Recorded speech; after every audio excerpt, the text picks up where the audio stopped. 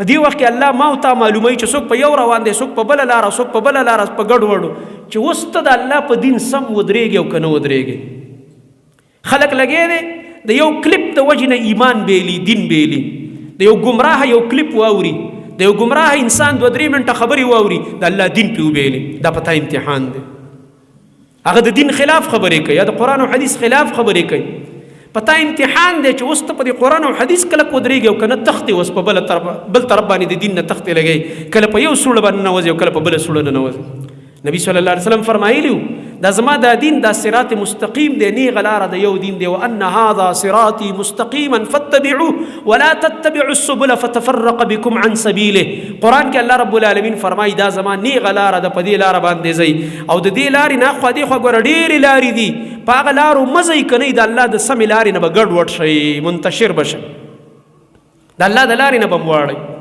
بیا د دې مصداق نبی علیہ السلام مثال داسې ذکر کړی د دې آیت وضاحت چې دا سیده لاره ده، د وحي لاره ده د نبی علیہ السلام چې الله وایي زه پې الله رالیږلم چې قرآن او حدیث دی. د دې سیده لاره آخري سټاپ د دې لارې هغه جنت دروازه ده. الله دې موږ ته نصیب کړي. بیا د دې لارې په دواړو طرفونو نبی صلی الله علیه وسلم فرمایي دروازې لګېدلې دي، په هره دروازه یو شیطان او داعي ولاړ دی. اتا ته وایي دلته راځه، دا لاره د صحیح دې خوا راتاو شه، بل درته وایي دې خوا راتاو شه، دې خوا راتاو شه. چا چې دا قرآن او حدیث پرېښودو، په دې دروازه نه ننوتو که په دې بله نه وننوتو، لاړلې د قرآن او حدیث نه ودنګېده. چرته هم دغه لارې جنت ته نه دي تلي. جنت ته چې کومه لاره تلې وه هغه د قرآن او حدیث لاره وه، هغه تا پرېښوده، په بله دروازه نه ننوتې، لاړې تباه و برباد شول. نبی کریم صلی الله علیه وسلم موږ ته صفا دین پرېښی دی. د الله نبی فرمایي لیلها کنهارها، د دې دین شپم د ورځې په شانته ده. معنا دا ده په دې کې اړو تیاره شته دی نه، ټول رڼا او واضح دین دی. که په یو ځای کې ته پې نه پوهېږه بس ستا نقصاني، لاړ شه یو عالم او پوهه کس ته کښېنه، به دې په پوهې کې ذهن به دې کولاو شي، تیاره به ختمه شي. دې کې تیاره نشته به دې دین کې وایي لیلها کنهارها،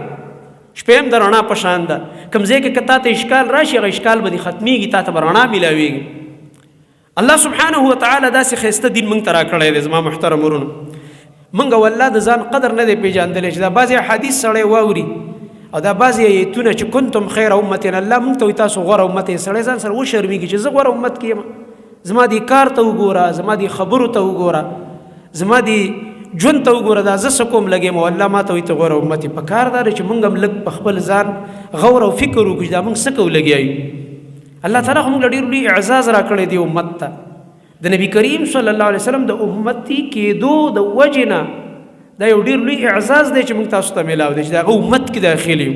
زما محترم ورونو، که په دې نعمت باندې تاسو پوه شوئ او قرآن او حدیث هم وکتو، بیا به درله دا سجده خوند درکوي، بیا به درله رکوع خوند درکوي، بیا به درله تلاوت خوند درکوي،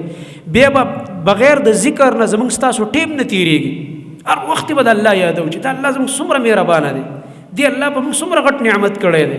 چې موږ یې د آخري نبي په امت کې رالیږلي، هغه چې الله ته ګران او خوږ امت دی، موږ یې په هغې کې رالیږلي، موږ ګناهګاران. بیا به هر وخت دغه الله یادوي او سبحان الله والحمد لله لا اله الا الله الله اکبر لا حول ولا قوة الا بالله، او دا ذکرونه به کوي او تلاوت به کوي، دا به تعالی خوند او مزه درکوي. بیا چې د نبي صلی الله علیه وسلم په حدیث کې کم سره راغلي هغه موږ ته ویل پکار. دلته نبی علیه السلام ته وګوره، دا صحابه رخصت کوي، دا ملګري، دا ځوانان. نو ابو بکر شتا رضی الله عنه، عمر فاروق رضی الله عنه شتا، عثمان رضی الله عنه شتا، علی رضی الله عنه شتا. دا خلفای راشدین دی، په نمبر باندې دا وروسته د امت د قشان مشران پاتې شوي. خدا ورته نه وایي چې صلوا کما رأیتم ابا بکر یصلي، صلوا کما رأیتم عمر یصلي، صلوا کما رأیتم عثمان یصلي، صلوا کما رأیتم علیا یصلي. داسې مونځ به کوئ لکه ابو بکر هم چې پې ولیدو، داسې مونځ به کوئ لکه دا عمر هم چې ولیدو رضی الله تعالی عنهما، داسې مونځ به کوئ لکه عثمان رضی الله عنه هم چې ولیدو، داسې مونځ به کوئ لکه علي رضی الله عنه هم چې ولیدو. نه نه نه، وایي صلوا کما رأیتمونی اصلي،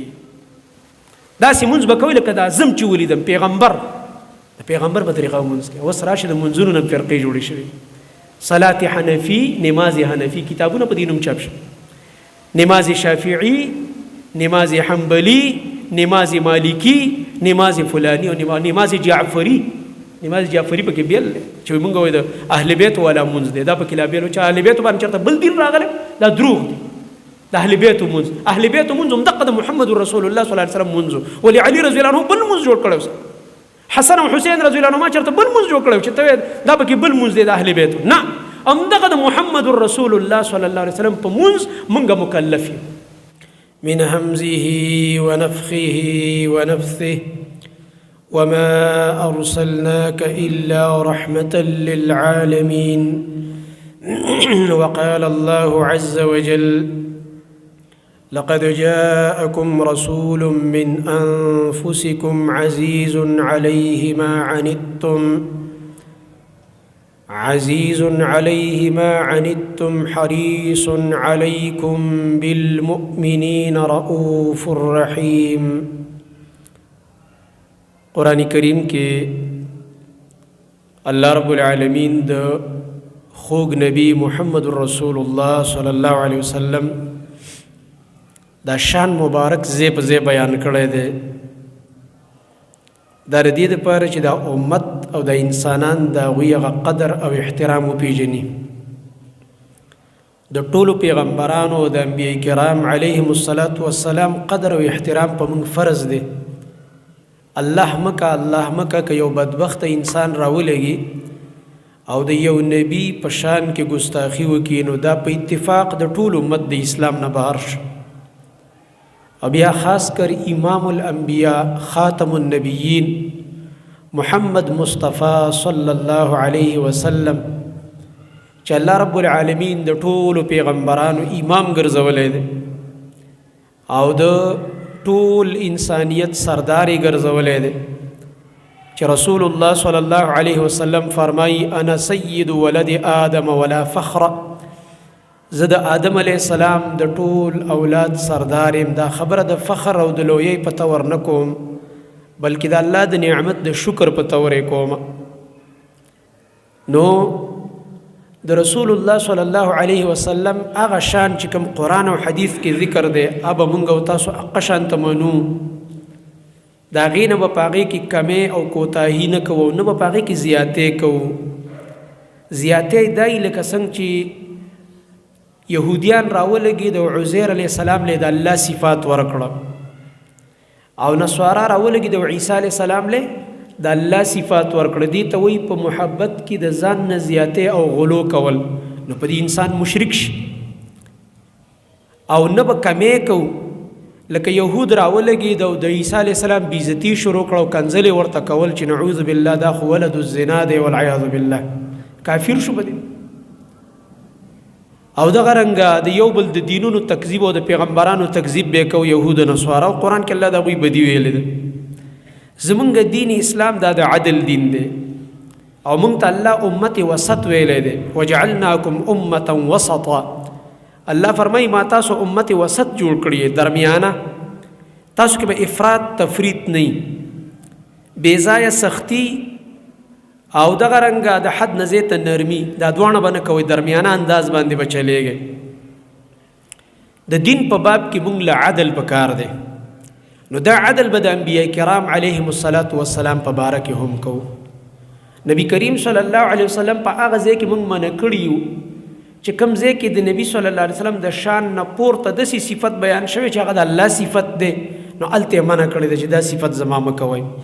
ځکه دا خو تاسو داسې یو خبره وکړه لکه زم چې د الله تعالی سره شریک وګرځولم. او دې باره کې مونږ ته یو ښایسته ادب بیان کړی دی چې لا تطروني کما اطرت النصارى عیسی ابن مریم، زما په شان کې غلو مه کوئ، ما د خپل شان نه داسې مه اوچتوئ لکه څنګه چې عیسایان راولګي د نصارا و هغوی د عیسی علیه السلام په شان کې غلو وکړله او ځان یې پې کافر او مشرک کړو. داسې به نه کوئ. او کم چې د نبی کریم صلی الله علیه وسلم مقام دی او احترام دی او عزت دی او عظمت دی، هغې نه به یې راکمې هم نه، چې هغه امام الانبیا دی، سید ولد آدم دی، رحمت للعالمین دی، خاتم النبیین دی، شفیع المذنبین دی، مقام محمود به الله د قیامت په ورځ ورکوي. ټول انبیا او امتونه به د هغه د جنډې د لاندې راجمع کېږي د قیامت په ورځ صلی الله علیه وسلم. او داسې ورپسې زه ډېر صفات د نبی صلی الله علیه وسلم په احادیثو کې ذکر دي چې نبی کریم صلی الله علیه وسلم فرمایي انا محمد زمان محمد دی وانا احمد ز احمدهم یما دا خپل نومونو او دغه رنګ فرمایلی وانا الحاشر ز حاشر یما حاشر چاته وای جمع کون کې یعنی زما د جنډې د لاندې به ټول خلق را جمع کیږي زما د قدمونو خواته به د قیامت پر ورځ الله ټول خلق را جمع کی بل خواته به نزي منډې ترلې وډیري وي خو اخره کې به ټول په دې متفق شي چې راځي یزو د چا خواته د محمد مصطفی صلی الله علیه وسلم خواته ورځو وانا الحاشر الذي يحشر تحت قدميه یا عند قدميه چې داغه د قدمونو خواته به حشر د خلکو کیږي من ټول خلک د قیامت پر ورځ الله زما خواته را جمع کی او بيدي لواء الحمد او زما په لاس کې به په هغه ورځ د حمد جنډۍ او زما د جنډې د لاندې به ټول خلک ودرېږي دا به یو لوی مقامي چې د الله د طرف نه به نبی کریم صلی الله علیه وسلم تر قیامت پر ورځ ملاویږي دا به هیڅ چاته د الله د نبی نه غیر نه ملاویږي اول شفاعت به زمون خوږ نبی صلی الله علیه وسلم شروع کوي اول به د خبرو اجازت د نبی علیه السلام نه بغیر هیڅ چاته نه ملاویږي پیغمبران به د یری نه غلی ناس ولاړي خاموش به ولاړی خبرې به نشي کولی چې څوک ورله ورځي هر چاته به دا یو جواب ورکوي پیغمبران چې زموږ خوا نه ځئ نفسي نفسي نفسي ما سره نن صرف د ځان غم دی د ځان غم دی د ځان غم دی زما خوا نه لاړ شئ ځئ زه د الله تعالی سره خبرې نشم کولی اخره کې به ورته عیسی علیه السلام وایي چې هلکه هخوا دې خوا مه ګرځئ ورشئ د محمد رسول الله خوا ته لاړ شئ صلی الله علیه وسلم نن به اول هغه ته د خبرو اجازت ملاویږي موږ ته نه ملاویږي ځان مستړی کوئ بیا به نبی کریم صلی الله علیه وسلم د الله تعالی سره خبرې شروع کوي او هغه خبرې چې شروع کوي نو د هغې ادب ورته الله ښودلی دی چې اول به په سجده پرېوځم او الله رب العالمین ته به دومره اوږده سجده وکم په هغه وخت کې به ورله الله بدن کې دومره طاقت واچوي ځکه دا سجده په قوت کېږي چې د مټو کې او د سټ او دغه کې د زوري ډېر او زه به د الله تعالی هغه حمدونه په هغه سجده کې ویم چې اوس یې ماته لا نه دي راښودلي الله اکبر هغه صفتونه چې لا اوس ماته نه دي یاد نبی صلی الله علیه وسلم فرمایي دې نه دا معلومیږي چې پیغمبرانو ته او زموږ خوږ نبي ته صلی الله علیه وسلم ته الله تعالی ټول علمونه نه ورکړي ځکه ټول علمونه چا سره دي دا صرف یو الله دی وایي په هغه ورځ به الله تعالی زما په زړه کې هغه صفتونه راواچوي چې نن ماته نه دي یاد زه به د الله تعالی هغه صفتونه بیان کړم دې نه دا معلومیږي چې د الله تعالی څومره ډېر صفتونه دي څومره لوی ذات دی څومره عظیم ذات دی څومره د کبریا والا ذات دی الله رب العالمین نو دا ډېر اوږدې سجدې او زما دغه زارۍ او د الله تعالی د بار بار صفتونو د ویلو د وجې نه به ما ته الله تعالی وایي چې ارفع رأسک اوس دې سر راپورته که څه غواړې څه چل دی چې په سجده راته پرېوتې نو بیا به د هغې نه بعد زه ورته یم چې الله دا حساب شروع که دا خلک ډېر په تکلیف کې دي او په ګرمۍ کې ولاړ دي اوږده ورځ دا ډېر په تکلیف کې دا خلک دي هغې نه بعد به بیا حساب د خلکو شروع کېږي او ما ته به اجازت میلاویږي د هغه کسانو چې شرک یې نه کړی چې شرک نه ځان ساتلی او بعضې ګناهونه تې شوي مؤمنان دي فرایض یې ادا کړي دي او دغه رنګه شرک یې نه دی کړی عقیده د توحید ده خو بعضې کوتاهیانې تې شوي دي د هغوی د شفاعت به اول ما ته اجازت میلاو شي بیا وروسته نورو پیغمبرانو ته او نورو خلکو ته میلاویږي اول هغه کس چې د جنت دروازه به ورته کلاویږي هغه به محمد رسول الله صلی الله علیه وسلم اول هغه امت چې جنت ته به داخليږي هغه زموږ دا امت یې الله دې پکې موږ او تاسو شامل کړي چې دې ته به اول اجازت میلاویږي جنت ته داخلېدلو هغې نه بعد به د نورو امتونو جنت ته داخلېدل وي نبي صلی الله علیه وسلم فرمایي نحن الاخرون السابقون موږ ټولو نه وروسته او ټولو نه مخکې یو د دې څه مطلب دی چې ټولو نه وروسته مې او ټولو نه مخکې مې یو معنا دا د په دنیا کې ټولو نه وروسته دی زموږ امت او قیامت کې به ټولو نه مخکې یو الله تعالی به هم د ټولو خلکو نه مخکې کړي دا د الله رب العالمین زموږ په دې امت یو فضل او کرم موږ والله د ځان قدر نه دی پېژندلی چې دا بعضې حدیث سړی واوري او دا بعضې ایتونه چې کنتم خیر امت الله موږ ته وایي تاسو غوره امت یې سړی ځان سره وشرمېږي چې زه غوره امت کې یم زما دې کار ته وګوره زما دې خبرو ته وګوره زما دې ژوند ته وګوره دا زه څه کوم لګیم او الله ما ته وایي ته غوره امت یې په کار دا دی چې موږ هم لږ په خپل ځان غور او فکر وکړو چې دا موږ څه کوو لګیا یو الله تعالی خو موږ له ډېر لوی اعزاز راکړی دی امت ته د نبي کریم صلی الله علیه وسلم د امتي کېدو د وجې نه دا یو ډېر لوی اعزاز دی چې موږ تاسو ته میلاو دی چې د هغه امت کې داخل یو زما محترم ورونو که په دې نعمت باندې تاسو پوه شوئ قرآن او حدیث هم وکتو بیا به درله دا سجده خوند درکوي، بیا به درله رکوع خوند درکوي، بیا به درله تلاوت خوند درکوي، بیا به بغیر د ذکر نه زموږ ستاسو ټیم نه تېرېږي. هر وخت به د الله یادو چې دا الله زموږ څومره مهربانه دی، دی الله په موږ څومره غټ نعمت کړی دی چې موږ یې د آخري نبي په امت کې را لېږلي، هغه چې الله ته ګران او خوږ امت دی، موږ یې په هغې کې را لېږلي، موږ ګناهګاران. بیا به هر وخت دغه الله یادې او سبحان الله والحمد لله لا اله الا الله الله اکبر لا حول ولا قوة الا بالله او دا ذکرونه به کوې او تلاوت به کوې، دا به تعالی خوند او مزه درکوي. بیا زما محترم ورونو، د رسول الله صلی الله علیه وسلم ډېر عظیم شان تېره جمعه موږ د نبي صلی الله علیه وسلم د اخلاق متعلق خبره وکړله چې الله رب العالمین څومره اوچت اخلاق ورله ورکړي، او دغه رنګ د نبی کریم صلی الله علیه وسلم دا صفت چې انا ارسلناک وما ارسلناک الا رحمة للعالمین، ای زما نبی ته موږ نه رالیږلی مګر ته رحمت یې دپاره د ټولو عالمونو. سورې انبیا 107 آیت کې الله رب العالمین دا خبره ذکر کړې ده چې نبی کریم صلی الله علیه وسلم رحمة للعالمین دی. او دغه رنګ الله رب العالمین فرمایي النبی اولا بالمؤمنین من انفسهم وازواجه امهاتهم، دا زما خوږ نبی چې دی دا ډېر مهربانه دی په دې مؤمنانو باندې د دوی د نفسونو نه. یعنې یو مؤمن الله دې موږ تاسو ټول په دې مؤمنانو کې داخل کړي، هغه د خپل ځان سره دومره مینه نه کوي لکه څومره مینه چې د سره څوک کوي خپل خوږ نبی محمد رسول الله صلی الله علیه وسلم. الله دا الله کتاب دا وایي، سورة احزاب 6 آیت دی غالبا، هغه دا وایي چې دا زما نبی په دې مؤمنانو د دوی د نفسونو نه ډېر مهربانه دی. مانه په ما او تا باندې زما دا نفس دونه مهربانه نه دی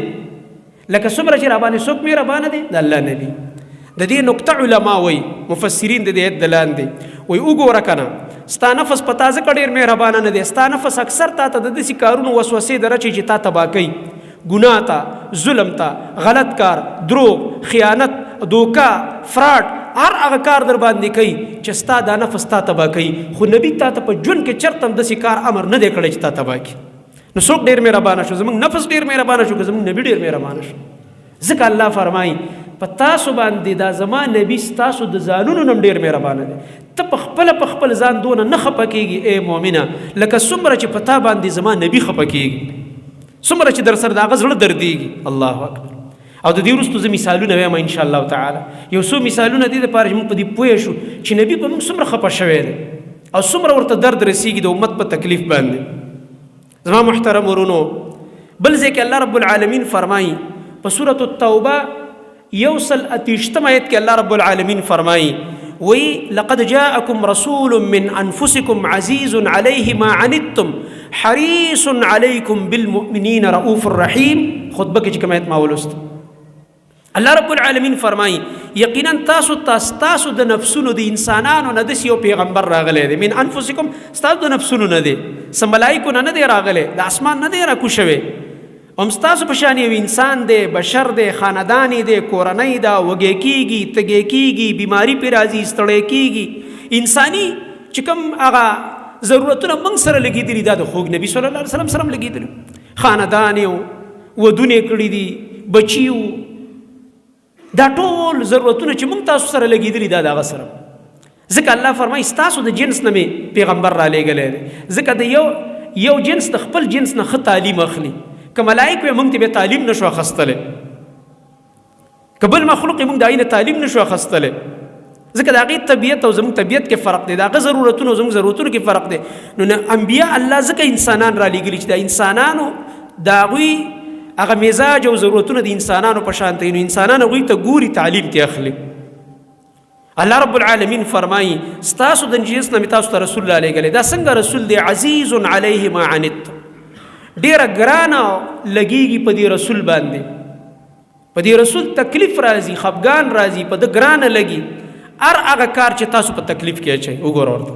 الله فرمایي کم کار چې تاسو په تکلیف کې اچئ زما په دې پیغمبر باندې هغه کار ډېر ګران لګېږي،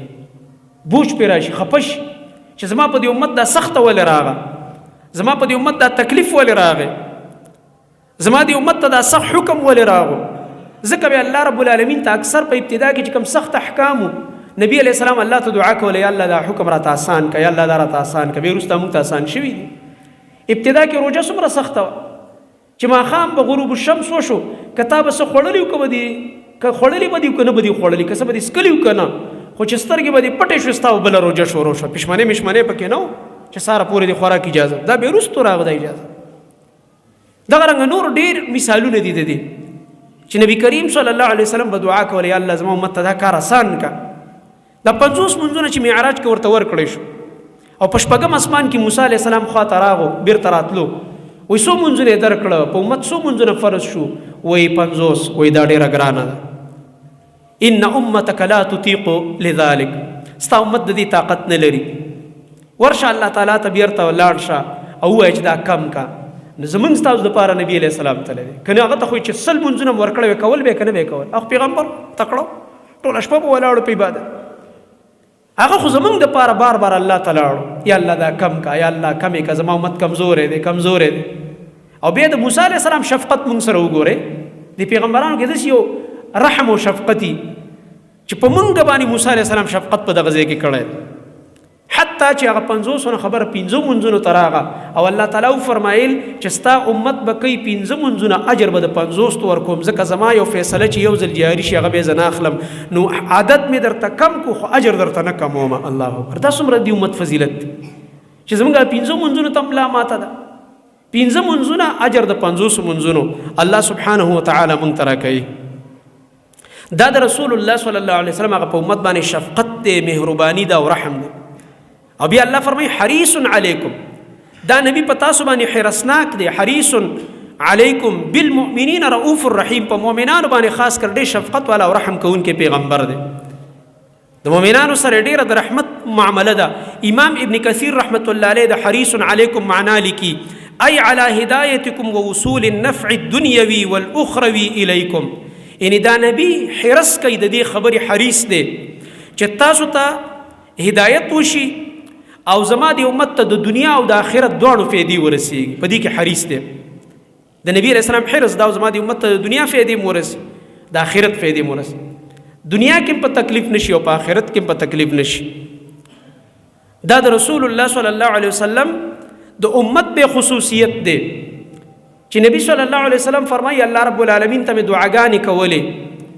یو دعا قبول نه شوله دوی راله قبول کړلې په هغې کې یو دعا نبی صلی الله علیه وسلم دا کړې ده چې یا الله زما په دې امت باندې یو دم عذاب مه راوله چې ټول په یو ځل هلاک شي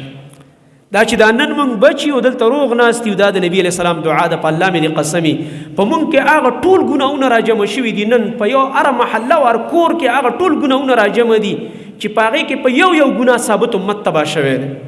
په یو یو ګناه الله رب العالمین په خلکو ځمکې الټه کړي دي ځمکې ورته شلولي سیلابونه یې پرې راوستي دي زلزلې پرې راوستي دي او برنې په تندرونه راخطا کړي دي الله رب العالمین په قسمه قسم عذابونو تباه کړي دي او هغه ګناهونه نن په موږ کې موجود دي ټول د دې باوجود موږ ټول الله نه هلاکوي ځکه نبی صلی الله علیه وسلم فرمایي الله را سره وعده وکړله چې زه به ستا امت د مخکنو امتونو په شان په یو ځل نه هلاکوم قیسې ورله آخرت ته ساتلې ده بس هلته به ورسره ګورم بیا دا یو سوال مې بل وی وکړلو چې یا الله زما د امت کې د اختلافات او لانجې او جګړې دا ختمې کول نه دا سوال در نه قبلوم بس دا اختلافات روان دي څوک په یو طرف روان دي څوک په بل طرف خلک وایي که دا لانجې ولې نه ختمېږي دا خو نه ختمېږي که نه دا قرآن کې الله ولا یزالون مختلفین همیشه به دا خلک په اختلاف کې رواني ولې دا امتحان دی دا ازمایش دی په دې وخت کې الله ما او تا معلوموي چې څوک په یو روان دی څوک په بله لاره څوک په بله لاره په ګډ وډو چې اوس ته د الله په دین سم ودرېږي او که نه ودرېږي خلق لګې دی د یو کلیپ د وجې نه ایمان بیلی دین بیلی د یو ګمراه یو کلیپ واوري د یو ګمراه انسان 2-3 منټه خبرې واوري د الله دین پې وبیلی دا پتا امتحان دی هغه د دین خلاف خبرې کوي یا د قرآن او حدیث خلاف خبرې کوي پتا امتحان دی چې اوس ته په دې قرآن او حدیث کله ودرېږي او که نه تختې اوس په بل طرف باندې د دین نه تختې لګوي کله په یو سوړه باندې ننوځي او کله په بله سوړه ننوځي نبی صلی الله علیه وسلم فرمایلی دا زما دا دین دا صراط مستقیم دی نیغه لاره د یو دین دی وان هذا صراطي مستقیما فاتبعوه ولا تتبعوا السبل فتفرق بكم عن سبيله قرآن کې الله رب العالمین فرمایي دا زما نیغه لاره ده په دې لاره باندې ځئ او د دې لارې نه خوا دې خوا ګوره ډېرې لارې دي په هغه لارو مه ځئ که نه د الله د سمې لارې نه به ګډ وډ شئ منتشر به شئ د الله د لارې نه به م واړئ بیا د دې مصداق نبی علیہ السلام مثال داسې ذکر کړی د دې آیت وضاحت چې دا سیده لاره دا د وحي لاره د نبی علیہ السلام چې الله زه په الله را لېږلم چې قرآن او حدیث دی د دې سیده لاره آخري سټاپ د دې لارې هغه جنت دروازه ده. الله دې موږ ته نصیب کړي. بیا د دې لارې په دواړو طرفونو نبی صلی الله علیه وسلم فرمایي دروازې لګېدلې دي، په هره دروازه یو شیطان او داعي ولاړ دی. اته ته وایي دلته راځه، دا لاره د صحیح دی، خو راتاو شه، بل درته وایي دې خوا راتاو شه، دې خوا راتاو شه. چا چې دا قرآن او حدیث پرېښودو په دې دروازه نه ننوتو که په دې بله نه وننوتو لاړلې د قرآن او حدیث نه ودنګېده، چرته هم دغه لارې جنت ته نه دي تلي. جنت ته چې کومه لاره تلې وه هغه د قرآن او حدیث لاره وه، هغه تا پرېښوده په بله دروازه نه ننوتې، لاړې تباه و برباد شول. نبی کریم صلی الله علیه وسلم موږ ته صفا دین پرېښی دی. د الله نبی فرمایي لیلها کنهارها، د دې دین شپم د ورځې په شانته ده. معنا دا ده په دې کې اړو تیاره شته دی نه، ټول رڼا او واضح دین دی. که په یو ځای کې ته پرې نه پوهېږه بس ستا نقصاني، لاړ شه یو عالم او پوهه کس ته کښېنه به دې پوهې کې ذهن به دې کولاو شي، تیاره به ختمه شي. دې کې تیاره نشته به دې دین کې وایي لیلها کنهارها، شپې هم د رڼا په شان ده. کوم ځای کې که تا ته اشکال راشي هغه اشکال به دې ختمیږي، تا ته به رڼا میلاویږي. الله سبحانه وتعالی داسې ښایسته دین موږ ته راکړی دی. زما محترم ورونو، بیا د دې مصداقات په حدیثو کې ډېر زیات دي چې رسول الله صلی الله علیه وسلم څومره د دې امت په تکلیف باندې خفه کیږي او خفه کېده. په حدیث کې راځي، یو مثال یې دا دی، نبی کریم صلی الله علیه وسلم فرمایي لولا ان اشق على امتي لامرتهم بالسواك عند كل صلاه وفي روايه عند كل وضوء. نبی علیہ الصلوۃ والسلام فرمایي که زما په امت ګرانه نه وي او تکلیف نه وي او مشقت کې نه پرېوتی زما امت، ما به دوی ته حکم کړی وی چې د هر مونځ په وخت کې به مسواک کوئ. دا به پې فرض شوی وی، خو فرض کومې نه، مطلب الله رب العالمین نه دا نه غواړم چې زما په امت یې فرض کړي، ولې که نبي امر وکړي بیا خو به فرض شي که نه. نو ترغیب یې راکړی دی خو امر یې نه دی کړی چې ګوره خامخا به بغیر د دې نه ګوره مونځ نه کېږي او مسواک به وهې. که دا امر یې کړی وه ګرانه وه که نه. نبی علیہ السلام فرمایي بیا به ډېره ګرانه شي، چا سره مسواک نه وي مونځ به ترې خرابېږي. هلکه مسواک نشته دی،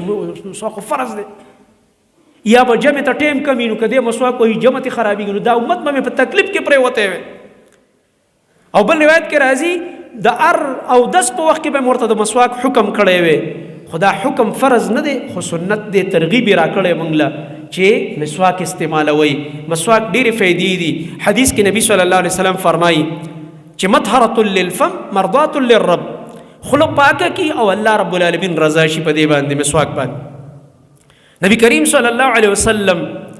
هغه په هغه کارونو موږ ته امر نه دی کړی چې موږ د هغې د لاسه په تکلیف کې پرېوځو. بل حدیث کې راځي نبی کریم صلی الله علیه وسلم فرمایي لولا ان اشق على امتي لاخرت صلاة العشاء الى ثلث الليل او نصف الليل.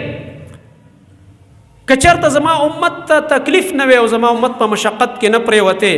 ما به د ماسخوتن مونځ ناوخته کولی د دې اولنۍ 3 میسې د شپې پورې. اولنۍ 3 میسه دې وخت کې تقریبا دغه 10 بجې د شپې د ماخوستن جمع راځي، چې لکه موږ دې وخت کې څه ټایم ماخوستن جمع وکړو 10 بجې. نبی علیہ السلام فرمایي دا ټایم مې خوښ دی، خو امت مې په تکلیف کې پرېوځي، امت ته مې ګرانه ده. ځکه چا به د ورځې کار کړی، محنت به کړی، زمیندار به مزدورکار به هغه چېرته 10 بجو پورې ساري دی شي، هغه خوب ورځي. بیا د اوړي شپې خو بیا ډېرې د تکلیف وي. نو نبی علیہ السلام فرمایي ځکه زه وختي دا مونځ وکړم د ماسخوتن چې امت مې په تکلیف کې پرې نه وځي، که نه خوښه مې دا ده چې ناوخته مې کولی. او بل روایت کې راځي تر نیمې شپې پورې مې رسولی وی دا مونځ. دې وجې نه د ماسخوتن په باره کې صحیح قول دا دی چې د ماسخوتن مونځ چې کوم دی نصف اللیل پورې دی، نیمې شپې پورې. دې نه بیا اخوا ناړی. یو ځلې رسول الله صلی الله علیه وسلم مصروف شو، ماسخوتن اذان شوی دی، خلک راجمع شو، مسجد ډک شو. ګړۍ خو نه وي، په ګړو باندې هغوی مونځونه نه کول، دا خو اوس ګړۍ لګېدلي په خلکو خارق ولګېږي. بله ورځ یو ځای کې ومه، سفر کې ومه، ماسپښین مونځ ټایم شو، ګړۍ کې چې څنګه ټایم پوره شو ټول راپاڅېد، باباګان هم راپاڅېد او ځوانان هم راپاڅېد، امام یې نه یو طرف ته ګوري او څه شو مولوي صاحب او چېرته دی مولوي صاحب. دومره لکه زموږ د خلکو کې تهذیب نشته دی، دومره دا خلک د علماو پویه نه کړه. دا جرمه مسل کې د علماو دی چې دا مسله نه بیانوي. د انګا او د بنګا قیسې او خوبونه ورته بیانوه او اصلي دین مه بیانوه. دا مسله ده چې مقتدیان به د امام انتظار کوي خو امام به د مقتدیانو انتظار نه کوي. مقتدیان به تر هغه پورې ناست دي چې څو پورې امام نه دی راغلی، چې نه یې راغلی په قلارې ناست چې راغی په خپله به مؤذن اقامت شروع کړي، ته به هم پاسېږي زه به هم پاسېږم. د اقامت نه مخکې پاسېدل اړو شته دی نه، موږ د اقامت نه مخکې پاسېږو. امام هم انسان دی، ناوخته کېږي به هم پې، ضرورت به هم راځي، کله کله به چې کوم دی اودس تازه کوي کې به ټیم لګېږي، خو انسان دی. پرون موږ حدیث بخاري کې ویلو نبی کریم صلی الله علیه وسلم اذان شوی دی، اقامت هم وشو او جمع ته مخکې شو، په خپله مصلا ودرېدو نبی صلی الله علیه وسلم. او پیغمبران عالم الغیب نه دا حدیث دلیل هم دی په دې. څنګه چې نبی کریم صلی الله علیه وسلم ودرېدو اوس جمع شروع کېږي، وایي علی مکانکم، په خپلو خپلو ځایونو باندې ودرېږئ، مکانکم په خپلو ځایونو ودرېږئ، معنی قفو مکانکم. نبی علیہ السلام نه هیرو، په حالت د جنابت کې و، په حالت د جنابت کې سړی مسجد ته هم نشي راننوتی. نبی علیہ السلام قصدن راننوتی دی؟ نه، عالم الغیب نه دی که نه. که څوک چې وایي چې پیغمبر عالم الغیب دی نو نعوذ بالله بیا به دلته په نبي الزام ته لګې چې ګوره عالم الغیب دی او خور ته پته ده چې زه په حالت د جنابت کې او مسجد ته راننوتی دی، په حالت د جنابت کې خو ما ورته نه راننوځو. نبی علیہ السلام نه خبره هېره شوه، نسیان په پیغمبرانو راځي، نسیان او خبره هېرېدل دا د نبوت د شان سره منافي خبره نه ده، دا د قرآن د ډېرو دلایلو نه معلومه ده او د احادیثو. نبی علیہ السلام فرمایل ودرېږئ. صحابو کې دومره ادب و، د سره په سب کې نه خبرې کولې او نه دا ویل چې اوهو دا وګوره که نه او اقامت هم وشو، پته ورته لا نشته دی چې زه چې کوم دی په حالت د جنابت کې یم او که نه. دا که زمونږ یو امام او مولوي صاحب راشي چې هلکه ودرېږئ ښه ما ته پته نه وه اودس مې نشته اودس کوم، خلک به څومره بړارې وکړي په دې جومات کې، څومره شور به وکړي، څومره لانجې به جوړې کړي، څومره بد اخلاقي به وکړي. انسان دی. نبی کریم صلی الله علیه وسلم کور ته لاړو، صحابو یې لږ ساعت بعد چې راغو د سر مبارک نه اوبه څڅېدلې او مخکې شو جمع ته او موږ ورپسې لمونځ وکړلو. دا آداب یادول پکار دي. رسول الله صلی الله علیه وسلم مسجد ډک دی، زنانه به م راتلې مسجد ته او ماشومان به م راتله. دومره ماسخوتن مونځ ناوخته شو، نبی علیه السلام مصروف شو چې زنانه او ماشومان باندې سرونه زنګېدل شروع شو، ډوډۍ خوړلې، خوب ورغی. عمر فاروق رضی الله عنه ورته آواز وکړلو، ویې د الله نبي زنانه او ماشومان اوده شو، بیا راپاڅېده، بیا اوده شو، بیا راپاڅېده، بیا اوده شو، بیا راپاڅېد. معنا دا ده بار بار خوب ورځي ډوټې وای او غریبانان بیا داسې ریخېږي، سترګې ومږي راومږي، بیا وله ډوټه ورشي او بیا سترګې ومږي. کله چې ډډه دې نه یې والي او هسې داسې ناست یو په ځان پوهېږي نو په دې ډوټه باندې خوب نه ماتېږي. غوره دا ده چې تازه یې کړي خوب اودس پرې نه ماتېږي، او چې کله ډډه ووهله او سترګې دې ورغې بس بیا خوب دې مات دی. ګوره زموږ باره کې ډېر دروغ خلک وایي.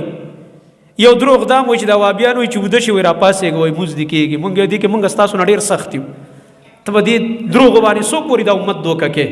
ته به څو پورې دې امت ته دروغ وایي زموږ په باره کې. الحمدلله دا خلک ویښ دي، دا خلک پوه دي په دې، څو پورې به دوی په دې دروغو ته دوکه کې، څو پورې به فراډ کې د دین په نوم باندې د خلکو سره، څو پورې به ته د اهل حقو خلاف کې او دا د دروغو پراپیګنډې به کې. ته د الله نه نه یېرېږي؟ په مسجد کې او د منبر د پاسه دروغ وایي او ته نه شرمېږي؟ نو نبی کریم صلی الله علیه وسلم چې راووتو پته خو ورته ولګېده نبي علیه السلام خو یو انبیاو کې فراستي احساس هم وي. نبی علیه السلام ته خو پته وه چې نن په دې ملګرو ډېر ناوخته شو، خاص کر زنانو او ماشومانو ته تکلیف پېښ شو. نو په دې کې نبی صلی الله علیه وسلم یو فضیلت ذکر کړ. وی فرمایل وایي ای زما ملګرو په ټوله دنیا کې سیوا ستاسو نه په دې وخت کې اوسې څوک مونځ نه کوي. ځکه مدینه کې چې کوم مؤمنانو هغوی په خپلو خپلو جوماتونو کې مونځونه څه کړي وو اوده شوي وو. نور جوماتونه چې خواو شوي کې مونځونه شوي وو، صرف دا یو مسجد پاتې و. په نور دنیا کې خو مؤمنان وونه به دغه عربو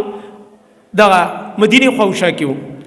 نور ټول مؤمنان اوده دي مونځونه یې کړي دي، صرف زما د مسجد ملګري او مقتدیان پاتې دي او مونږ به دې وخت کې مونځ وکړلو. او بیا یو فرمایل که زما امت ته ګرانه نه وي دغه حدیث یې ویلو نو ما به ویلی چې هره شپه مې دې ټایم کې مونځ کولی، خو تکلیف دی ګوره ماشومان او زنانو ته تکلیف شو.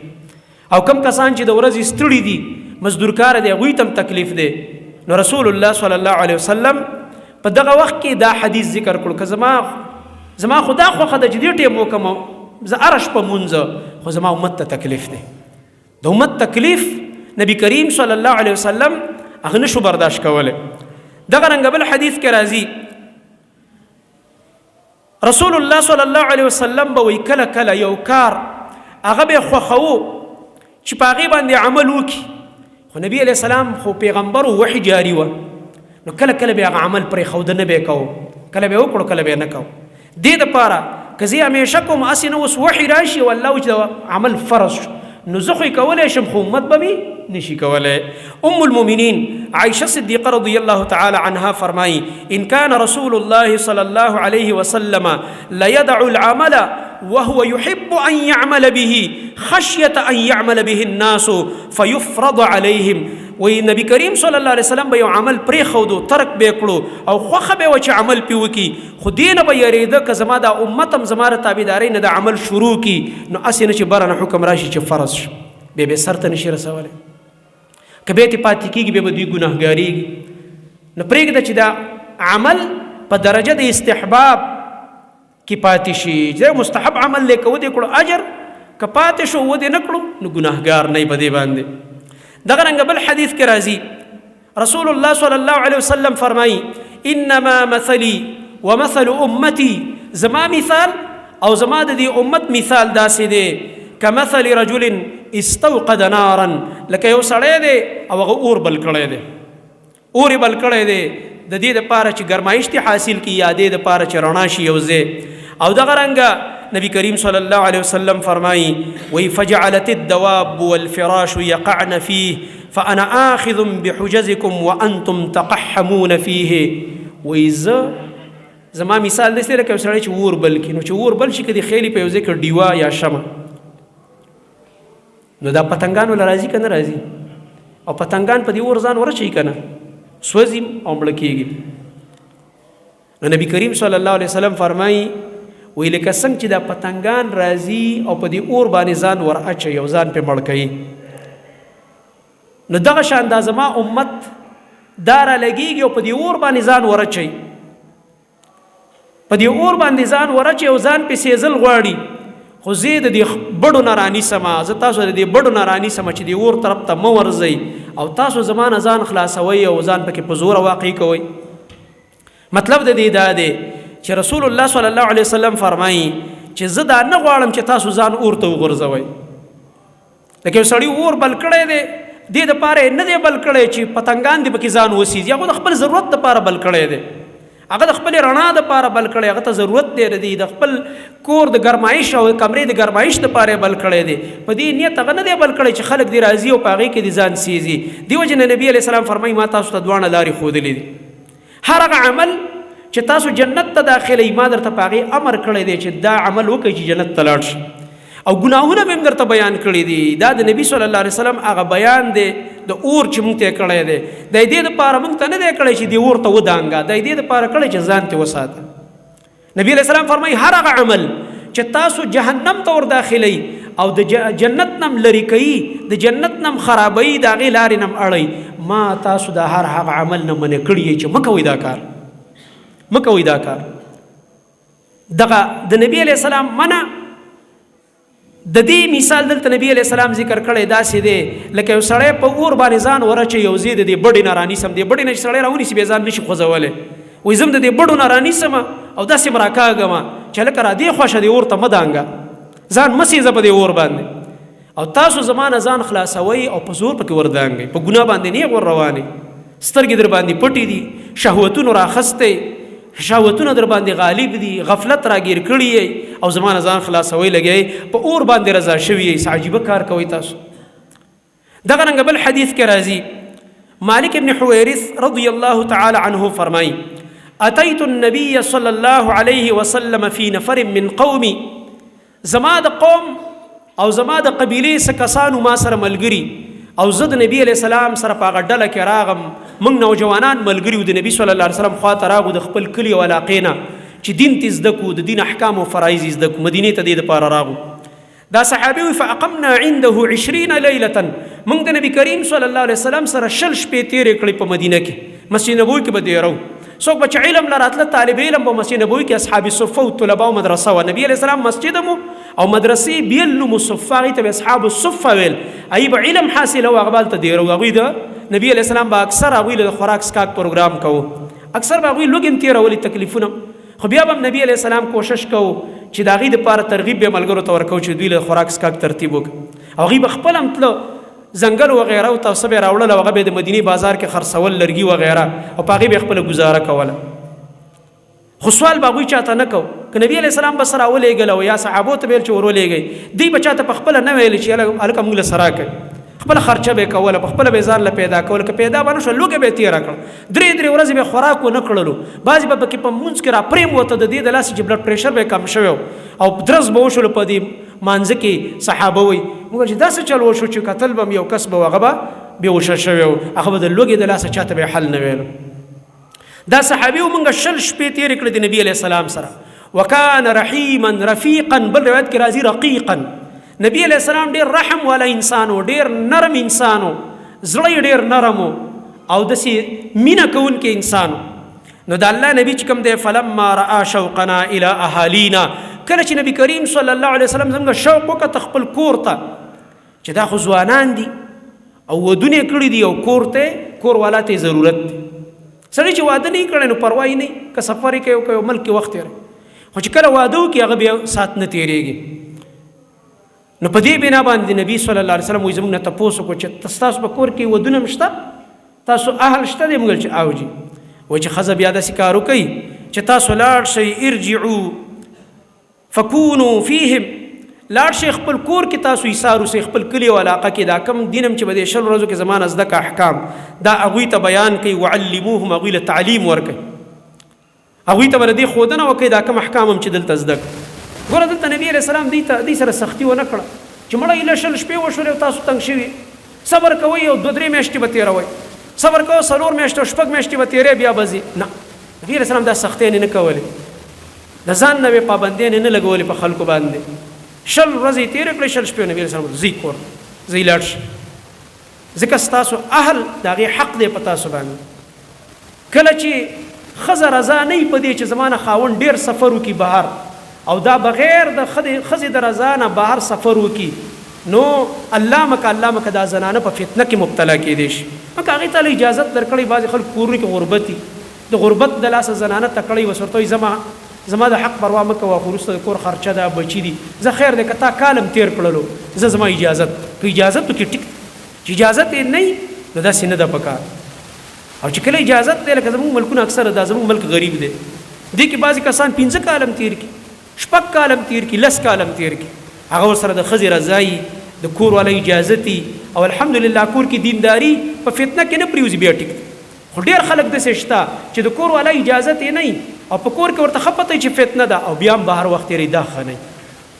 نو په دې بنا باندې نبي علیه السلام هم ویل چې ځئ لاړ شئ خپلو کورونو ته بیا یې راته هدایات بیان کړه ویې فرمایل واورئ یې ملګرو وصلوا ګوره د مونځ پابندي کوئ فاذا حضرت الصلاة فليؤذن لكم احدكم چې کله په لاره کې په تاسو د مونځ ټیم راتله یو ملګری او په تاسو کې اذان کوي وليؤمكم اکبرکم او کم چې در کې مشر ملګری هغه مانځه ته مخکې کوئ هغه تاسو ته امامت کوي د جماعت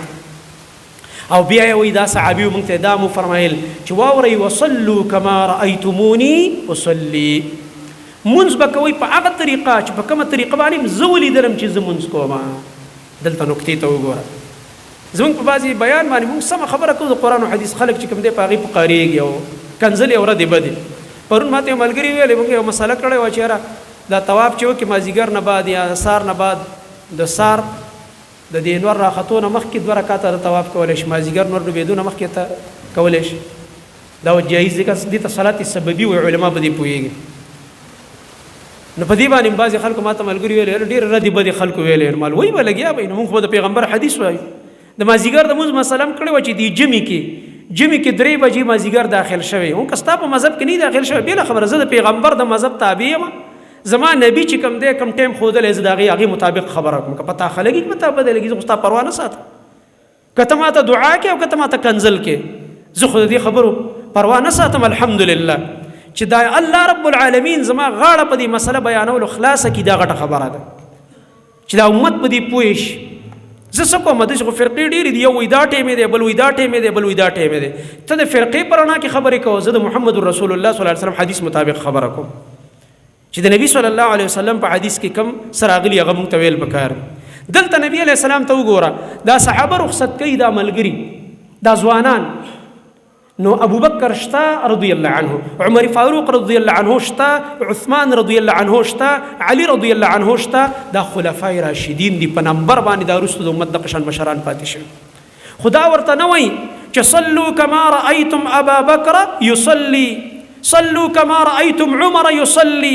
صلوا کما رأیتم عثمان یصلي، صلوا کما رأیتم علیا یصلي. داسې مونځ به کوئ لکه ابو بکر هم چې پې ولیده، داسې مونځ به کوئ لکه دا عمر هم چې ولیده رضی الله تعالی عنهما، داسې مونځ به کوئ لکه عثمان رضی الله عنه هم چې ولیده، داسې مونځ به کوئ لکه علي رضی الله عنه هم چې ولیده. نه نه نه وایي صلوا کما رأیتمونی اصلي، داسې مونځ به کوئ لکه دا زم چې ولیدم پیغمبر، د پیغمبر په طریقه مونځ کوي. اوس راشي د مونځونو نه فرقې جوړې شوي،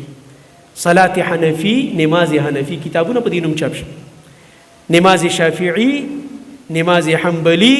نماز مالکی، نماز فلانی او نماز جعفری. نماز جعفری پکې بیل دی چې موږ وایو د اهل بیت والا مونځ دی، دا پکې لا بیل چې اهل بیت باندې چېرته بل دین راغلی دا دروغ دی.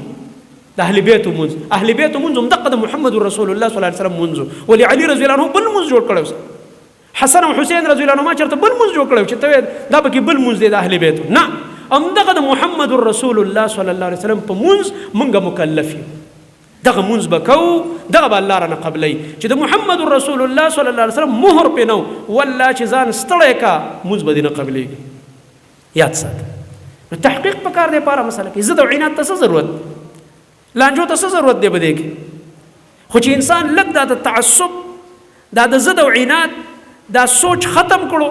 او دا خپل زړه د هدایت دپاره کولاو کړي د دلایلو دپاره، بس په خپله به دا خبره ختمه شي، عناد به ختم شي. نو په دې بنا باندې زما محترم ورونو غرض مې دا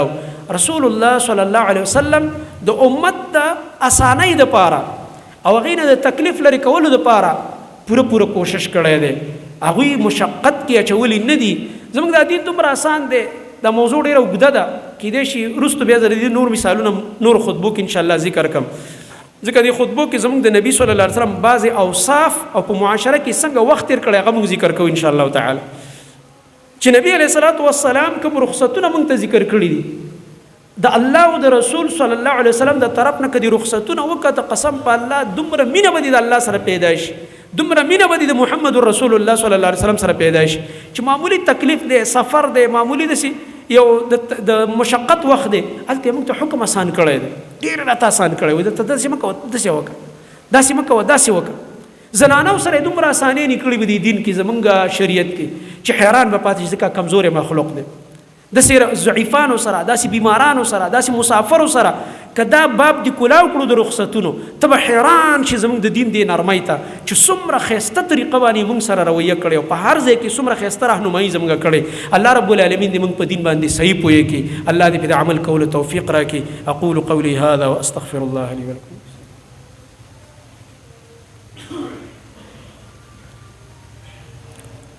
إن الحمد لله نحمده ونستعينه ونستغفره ونعوذ بالله من شرور أنفسنا ومن سيئات أعمالنا،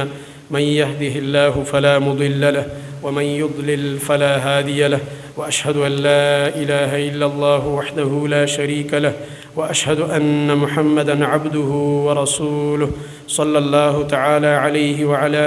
آله وصحبه أجمعين. أما بعد، فأعوذ بالله السميع العليم من الشيطان الرجيم من همزه ونفخه ونفثه. قال الله عز وجل: وما أرسلناك إلا رحمة للعالمين. د نبی صلی الله علیه وسلم د امت سره د رحمت او د نرمۍ او په دې امت باندې د شفقت یو مثال بل هغه ده چې رسول الله صلی الله علیه وسلم فرمایي جبرئیل علیه السلام ما تراغو او ما ته فرمایل قرآن کریم چې کوم دی هغه په دې لغت او په دې حرف او په دې انداز باندې وایه، امت ته د قرآن ولوله او ورته چې همدقسې وایي. نو په دې عربو کې مختلفې لهجې وي، لکه موږ پښتنو کې مختلفې لهجې دي که نه، دا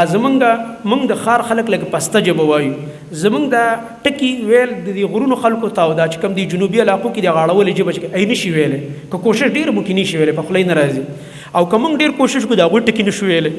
تکلیف یې که نه. داسې په دې عربو کې هم لهجې دي، یو حرف دی یا یو لفظ دی، یو قوم یو قبیلې د عربو به هغه یو شان ویلو، بلې به بل شان ویلو، مثال درکم لکه غشاوة نو بلې قبیلې به ویل غشوة معنی نه بدلېدله معنی یو والضحى بل به والضحی اماله به پکې کوله دغه رنګه نور ډېر ګڼ مثالونه دي په دې علم قراءت کې چا چې قراءت سبعه دا دغه کړی دا قراءت سبقونه چې چا ویلی تر دې پته لګي دا چې کوم حمزه دی او دا ورش دی او دا کسائی دی او دا فلان دی او دا یعقوب دی او دا دی د دې قراءتونه دي مختلف او دغه رنګه دا امام عاصم دی او دا فلان نو دی وجنا رسول الله صلی الله علیه وسلم الله رب العالمین ته یا الله زما امت د دې طاقت نه لري معنا دا په دې کې د خلک دی چې دا کم الفاظ چې ورته زه وایم دا ورته ګران نو یا الله دې کور سره اسانی وکړه دې کور سره اسانی وکړه یا الله نو الله رب العالمین ورته فرمایي زه قرآن په ول ولا په دوه حرفونو باندې په دوه لهجو کې اجازه بیا سوال وکړو بیا په درې لهجو کې حدیث د صحیح بخاری دی دا حتی چې الله رب العالمین ورته فرمایي په وو لهجو کې دوی قرآن ویلی شي على 7 احرف دا دوی ته اجازه نو بعض وخت تاسو ګورئ کنه چرته د قاری قرآن تاسو اورئ چرته په دې نیټ کې خو تلاوتونه اورئ کنه که تاسو خیلی یو ټکی هغه داسې وي دا خو داسې نه دی زموږ قرآن کې دا خو داسې دی هغه اصل کې هغه بل قراءت چې کوم وي د عربو هغه ووایي نو هغه قراءت د وجې نه تا ته او ما ته علم نه وي نو موږ ته ځکه ناشنا ولګېږي لکه یو زمونږ قراءت څه دی موږ چې سورت فاتحه مالک یوم الدین مالک وایو موږ او بل قراءت کې دی ملک یوم الدین ملک یوم الدین دی نو په دې بنا باندې موږ تاسو لږ په تشویش کې پرېږدي دی څه ویلې خطا شو که څنګه داسې نور ګڼ مثالونه دي د دې غرض مې دا دی زما محترم ورونو دا د امت سره هغه اسانی و د نبی کریم صلی الله علیه وسلم چې الله ته دعا کوله دی وجنه یو صحابي به کله قراءت کو بل براغو عمر رضی الله عنه یو کس راونی وای دا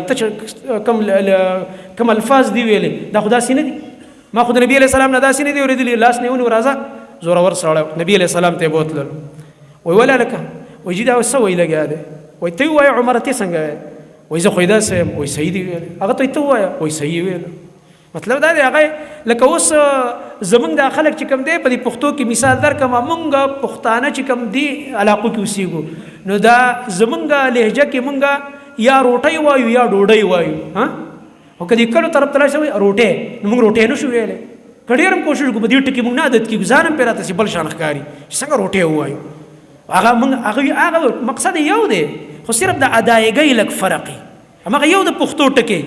خو یوې په یو اندازه دا کوي بلې په بل اندازه دا کوي داسې د قرآن د قراءتونه او د عربو یو قوم به هغه ټکی یو شان ویلو بل به دا لږ شان د هغې نه اړولی ویلو نو الله رب العالمین په وو قراءتونو چې کوم و لهجې وې په عربو کې مشهور د هغې اجازت یې ورکړلو دا یو مثال ما درکړو د دې چې نبي کریم صلی الله علیه وسلم دا دې دپاره وکړه چې امت ته تکلیف نشي بیا عثمان رضی الله عنه ته چې دا جامع القرآن وایي په دې لږ ذهن کلیر کوي هغه بیا دا کار کړی چې په یو قراءت یې را نقل کړی دی دې دپاره که وروستو لکه دا موږ عجم یو نو موږ عجم خو په اوو لهجو نه پوهېږو که نه موږ خو عجم خلک یو عرب خو نه یو نو زموږ د اسانۍ دپاره دا قرآن چې اوس کوم را نقل دی د عثمان رضی الله تعالی عنه نه چې ولیکلی شو هغه په یو قراءت باندې را جمع کړو دې دپاره چې وروستو خلک کوم عجم مسلمانېږي چې هغوی ته اړو اساني چې په دې و دغو کې نه پرېوځي چې دا به داسې وه بس به دا یو قراءت به وایي او ټول به دغه یو شان ته وایي نو دا زموږ قراءت دا که ته سعودي ته لاړ شي په حرم کې امام پسې ولاړ یم دغه شانتی وایي موږ یې دلته پاکستان کې هم دغه شانته وایي ټول یو شانته وایي بعضې علاقو د عرب اوس هم داسې بانډې شته چې هغوی یو قراءت هغه کوم چې مخکني و قراءتونه دي په هغه انداز باندې وایي نو دا مې یو مثال درکړی دی چې رسول الله صلی الله علیه وسلم د امت همیشه د اسانۍ دعا الله رب العالمین ته کړی چې الله دا زما امت په اسانۍ کې واچو او تکلیف او مشقت پرې لرې کړه صفونه برابر کړي مشرانو له مخکې صفونو کې ځای ورکړي د یو ملګري د دعا درخواست کړی و ډېرې پریشانۍ نه دي تکلیف دی راته الله رب العالمین دې ټولې